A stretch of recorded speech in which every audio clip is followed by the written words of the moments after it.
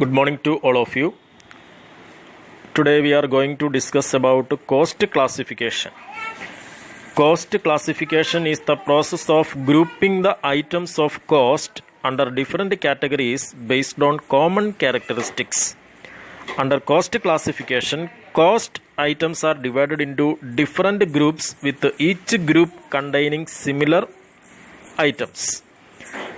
The costs are classified on the basis of traceability, function, variability, elements, controllability, normality, and financial nature.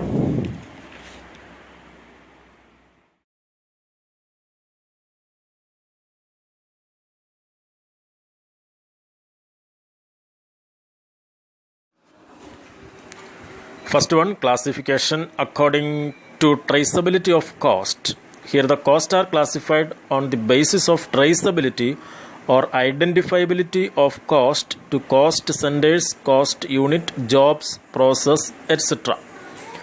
On the basis of identifiability, cost can be divided into direct cost and indirect cost. Direct costs are those which can be identified with and allocated directly to a cost unit or cost center. It is also referred to as prime cost or traceable cost. The aggregate of all direct cost is called prime cost. Prime cost is equal to direct material cost, direct labor cost plus direct expenses. Under direct cost, first one, direct material.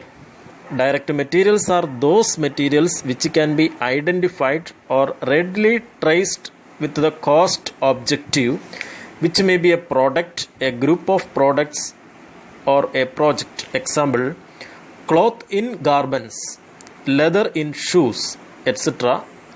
In other words, materials which become part and parcel of the product are known as direct materials. They go into the product. Second one, direct labor. Direct labor cost refers to the cost of wages of those workers whose time can be readily identified or linked with the cost objective. Example, wages paid to the carpenter for manufacturing furniture. Thus, wages paid to workers who are immediately connected with the manufacture of a product is called direct labor cost.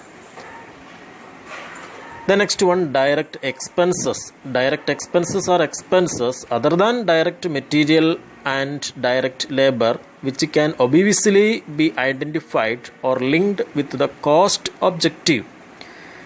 Direct expenses will include assistance or facilities used for a specific order or process. Example, royalty paid, experimental expenses, etc. The next, indirect cost. Indirect costs are those which cannot be conveniently allocated but can be apportioned to or absorbed by cost units or cost centers. Indirect costs are also known as overheads or own costs. Indirect cost is equal to indirect material cost plus indirect labor cost plus indirect expenses. Next one, indirect material.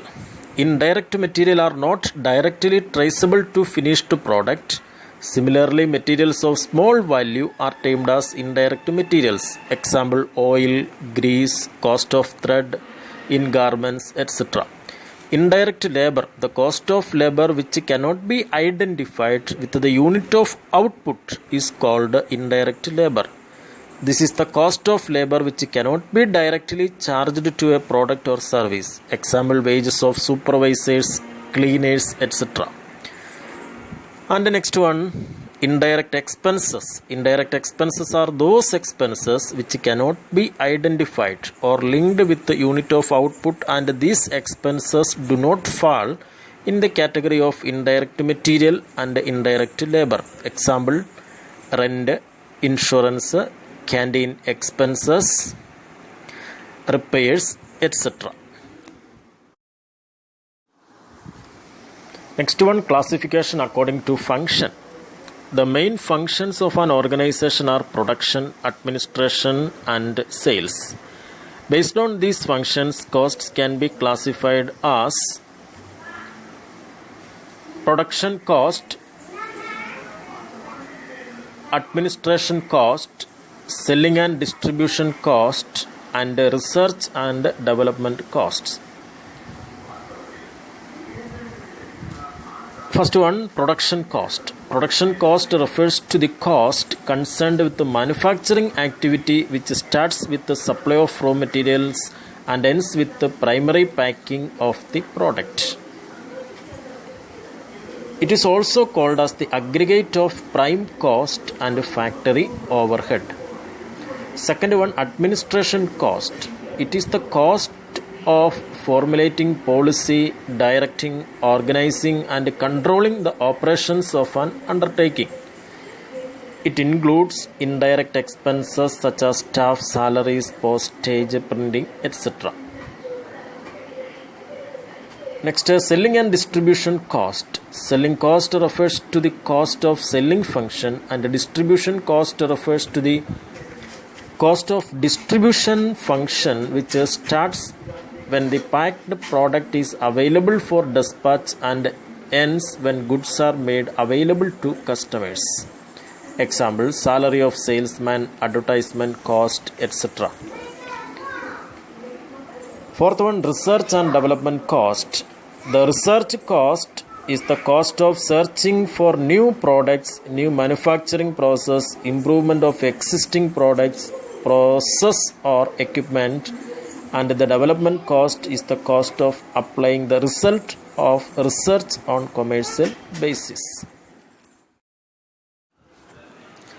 Third one, classification according to variability or nature or behavior.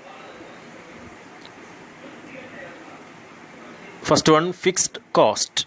Fixed cost is the cost which in aggregate tends to be unaffected by variations in volume or type of output.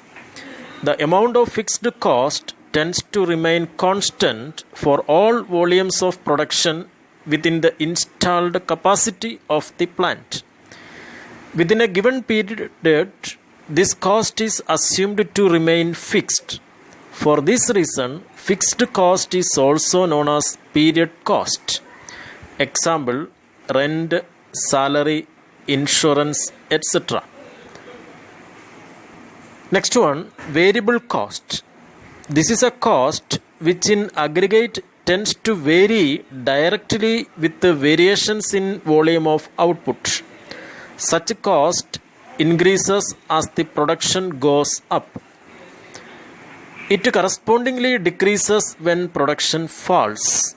However, variations may not always be in the same proportion. It is also known as product cost. Example, direct material cost, direct labor cost, etc.